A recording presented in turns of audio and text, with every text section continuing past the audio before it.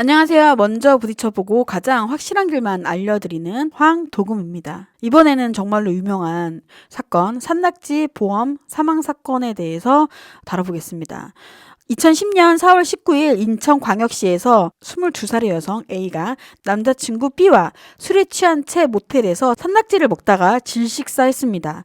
여기까지는 평범한 사고사로 볼 수 있겠으나 그 후 1년의 의문점이 발견되었습니다. 사망자 A는 치아 우시증이 심해서 치아 건강 상태가 굉장히 좋지 않았습니다. 양쪽 어금니가 모두 상태가 좋지 않아 씹는 일이 힘들 정도였다고 해요. 그런데 이런 치아 상태인 A가 산낙지를 먹었다는 게 의문입니다. A와 B 일행이 구입한 산낙지는 총 4마리, 낙지를 판매한 상인은 법정에서 중낙 3마리, 소낙 1마리를 판매했다고 진술했는데 B가 주문 시 2마리는 썰어서 주고 2마리는 통으로 달라고 했다고 진술했습니다.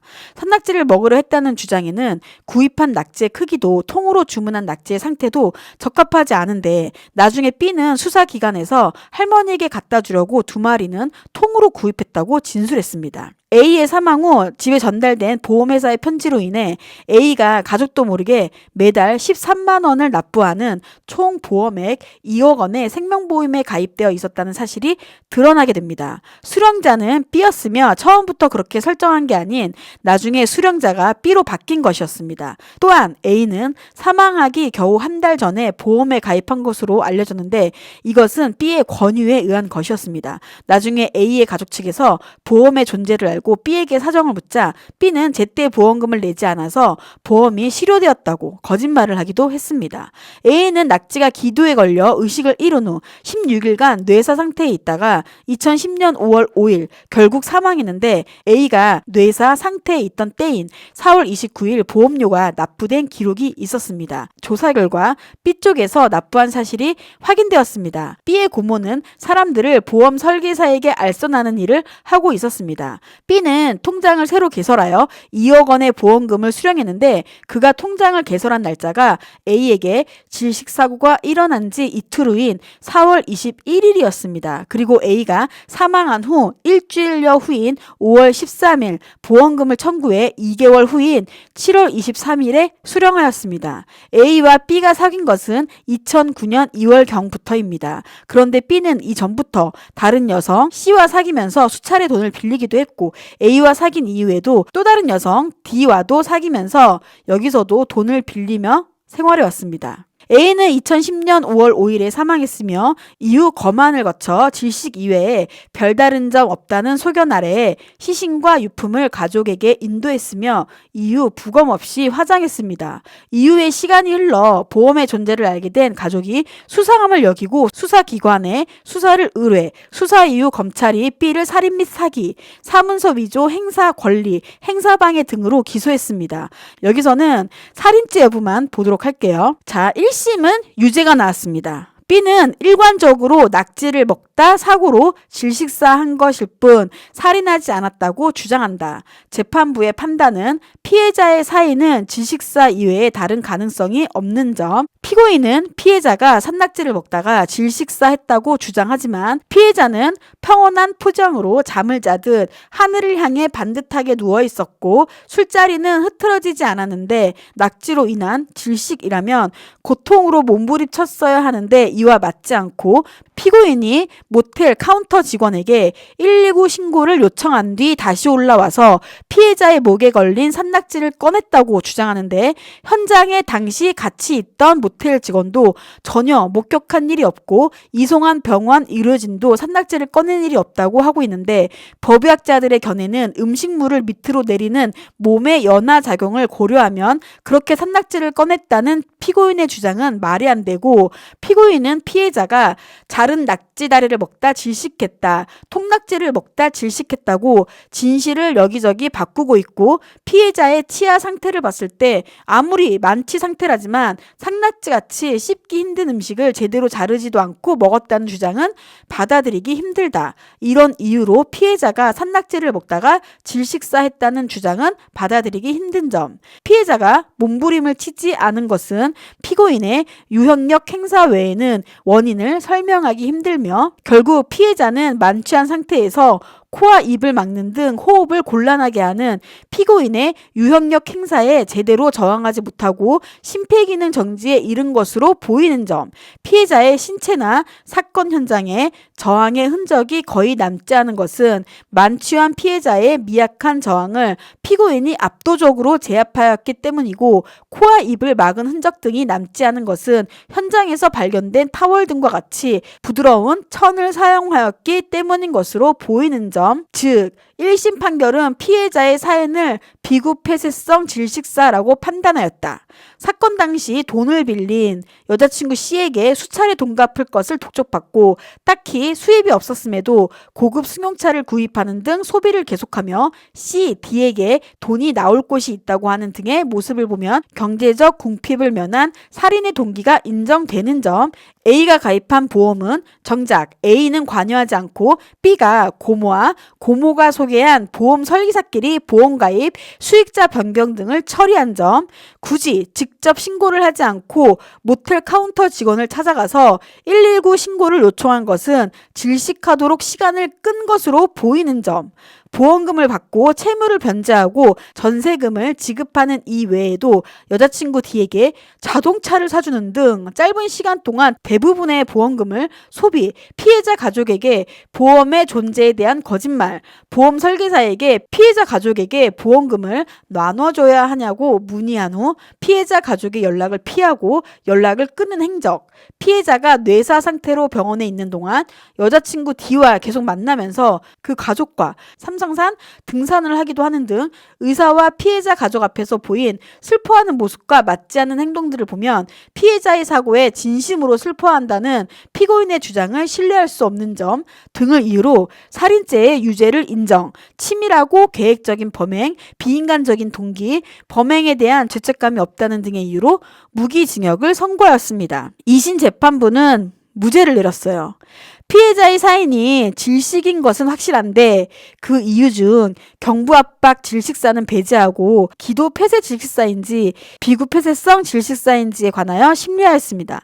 비구 폐쇄성 질식사는 피해자의 구강 안쪽 점막이나 입술, 코 등 얼굴에서 상처 등의 흔적이 있는 점, 이게 남지 않는 경우는 본능적인 생존 의지조차 발현할 수 없을 만큼 저항이 불가능할 정도로 의식을 잃어 저항을 하지 않았기 때문에 피고인이 피해자의 얼굴 등에 그러한 흔적이 남게 하지 않고도 피해자의 코와 입을 막아 피해자가 질식하게 할 수 있었다는 점이 증명되어야 하는데, 이는 극히 예외적인 점, 피해자의 얼굴 등에 상처 등 흔적이 있었다는 것을 인정할 아무런 증거가 없다는 점, 피해자의 생모는 수사기관에서 피해자의 치료기간 중에 입 주위에 붉은 자국이 있었는데 담당 의사에게 물어보니 몸이 붓는 과정에서 일시적으로 나타나는 것이라고 하면서 몸 상태에 따라 달라질 수 있는 것이라는 답변을 들었고, 피해자가 입막음에 의한 살해를 당한 것이 아닌지 의심이 있어 피해자 전신의 피부 상태를 확인하였으나 별다른 이상은 찾지 못했다는 취지로 진술한 점, 피해자가 피고인과 함께 마신 술의 양 및 그 술을 마시는 데 걸린 시간, 피해자가 피고인과 함께 낙지를 구입하였던 사정과 낙지를 구입할 당시의 피해자의 상태, 피해자가 모텔에 들어갈 당시 자신의 몸을 가누지 못하여 피고인의 부축을 받거나 피고인의 몸에 기댄 것은 아니고 혼자 걸어 들어갔던 것으로 보이는 점, 피해자가 객실에서 젓가락을 이용하여 낙지를 먹은 것으로 보이는 점 등에 비추어 보면 피해자가 이 사건 사고 당시 술에 취하여 본능적인 생존 의지조차 발현될 수 없어 저항이 불가능할 정도로 의식을 잃은 상태에 있었다고 보기 어렵고, 사건 사고 당시 피해자가 위와 같은 상태에 있었음을 인정할 아무런 증거가 없는 점 등으로 보아 피해자가 비구폐쇄성 질식사로 사망했다고 인정할 증거가 없는 점, 질식으로 심폐기능이 정지하거나 의식을 잃고 쓰러지게 되면 얼굴 표정이 펴지게 되는 것이기 때문에 편하게 누워있는 것처럼 보일 수도 있다는 법의학자의 증언이 있는 점, 만일 피해자가 술자리의 바깥쪽에 앉아 있었다면 피해자가 몸부림을 쳤다 하더라도 술자리가 흐트러지지 않을 수도 있으므로 피해자가 낙지로 인하여 갑자기 지실된 경우라도 위와 같이 술자리가 흐트러지지 않을 수도 있는 점, 법의학자 중 산낙지의 경우에는 낙지 빨판이 입안에 붙어 떨어지지 않거나 먹은 낙지가 기도의 아래쪽이 아닌 위쪽에 걸려 질식이 유발된 경우라 경우라면 그것이 삼켜지지도 않고 뱉어낼 수도 없는 상태가 될 수 있고, 이러한 경우 손가락이 인 후두부까지 닿을 수도 있기 때문에 손가락으로 이를 꺼낼 수도 있다고 증언한 기록이 있는 점. 모텔 카운터 직원은 피고인이 심폐소생술과 손가락을 입에 넣는 행동을 하였고 자신은 그것만 보았지 그 다음은 주의 깊게 보지 않아서 뭐가 나왔는지 모른다는 취지로 증언하였으므로 낙지를 꺼냈다는 주장을 마냥 배척할 수만은 없는 점. 피해자가 동생에게 낙지를 먹으러 가자고 제의하였던 적이 있는 점, 모텔 객실의 젓가락 상태 등을 보면 피해자가 충치가 심해서 낙지를 먹지 않았다고 단정하기 어려운 점 등을 보면 낙지로 인한 기도표재성 질식사의 가능성을 배제할 수 없는 점. 피해자 가족에 암으로 사망한 사람은 없지만 피해자의 외조모는 급성 췌장암으로 치료 중, 친모는 자궁경부암 진단을 받은 적이 있는 점. 피해자의 계모가 피해자 앞으로 암보험을 들어주는 등 피해자의 가족에게는 가족력이 있던 점 등 피고인이 이러한 상황에서 자신을 키워온 고모의 생계를 돕는 차원에서 피해자를 보험에 가입하기에 권유한 것이 반드시 부자연스러운 것만은 아닌 점. 처음부터 피고인을 수익자로 하려고 했으나 계약 이후에 수익자를 변경하라고 보험 설계사가 권유하였다고 증언하는 점, 수익자 변경에 대해 서명을 피해자가 직접 한 것으로 보이는 점 등 보험의 수익자 변경을 피고인이 미리 계획했다고 보기 어려운 점. 피고인의 고모는 1심 법정에서 이 사건 사고 이후 자신이 보험 설계사에서 보험금이 지급될 수 있는지를 확인하여 피고인에게 알려주었고 보험 설계사에게 이를 확인하기 전에는 피고인과 보험금 수령과 관련한 이야기를 나눈 사실이 없다고 증언한 점.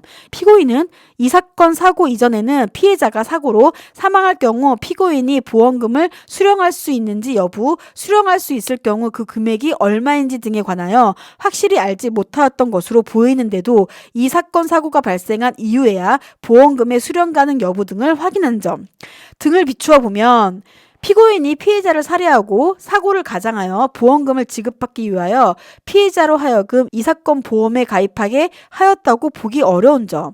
보험료의 대부분이 질병 사망에 있고 13만 원의 보험료 중 이번 사건에 해당하는 상해 사망은 14,200원에 불과한 점. 이와 같은 피고인의 치밀하지 못한 경솔하고 무모한 행동들을 감안하면 피고인이 피해자를 살해하고 사고를 가장하여 보험금을 지급받기 위하여 피해자로 하여금 이 사건 보험에 가입하게 한 후 이 사건 사고를 일으켰다는 점을 이해하기 어려운 점. 피고인은 피해자가 질식된 후 모텔 직원에게 전화를 하여 119 신고를 부탁하고 다시 맨발로 여관 프론트로 뛰어가 도움을 요청하여 함께 객실로 돌아와 피해자에게 인공호흡 등의 응급조치를 하다가 도움을 받아 피해자를 업고 7층 객실에서 1층까지 뛰어내려가 모텔 밖을 나서 병원으로 달려가던 중 119 구조대원들을 만나 피해자를 인계하였고 119 소방대원이 응급조치를 하면서 피해자를 병원 응급실로 후송한 일련의 구호 조치를 보면 마냥 피해자가 확실히 사망하게 하려고 시간을 끈 것으로 보기 힘든 점. 이 사건 사고 직전에 피고인은 자신의 형에게, 피해자는 자신의 동생에게 각각 전화를 하여 함께 술을 마시는 등 동석할 것을 제의 피고인이 보험금을 노리고 피해자를 살해하려고 마음먹었다면 아무 때나 우발적으로 범행을 저지르기보다는 사전에 치밀한 계획을 세워 적어도 위와 같은 동석의 제의가 있기 전에 이 사건 사고 당일 피해자를 살해하기로 미리 계획하였을 것으로 보는 것이 합리적일 텐데 그러한 피고인이 피해자와 함께 위와 같은 제의를 하였다는 것은 이해하기 어려운 점 등을 이유로 1심 판결을 파기하고 살인죄의 무죄를 선고하였습니다. 대법원은 피해자가 비구 폐색에 의한 질식으로 사망하였다는 점에 관한 명백한 증명이 없고 피고인의 행위와 무관하게 낙지에 의한 기도 폐색이 일어났을 가능성도 완전히 부정할 수는 없으며 검사가 제시한 간접 증거만으로는 그 공소 사실을 인정할 수 없다고 확인하여 무죄 판결을 확정하였습니다. 이 사건이 되게 유명하잖아요. 저는 맨 처음에는 이 사건은 진짜 너무 억울하다. 진짜 이거 무조건 유죄인데 막 생각했었거든요.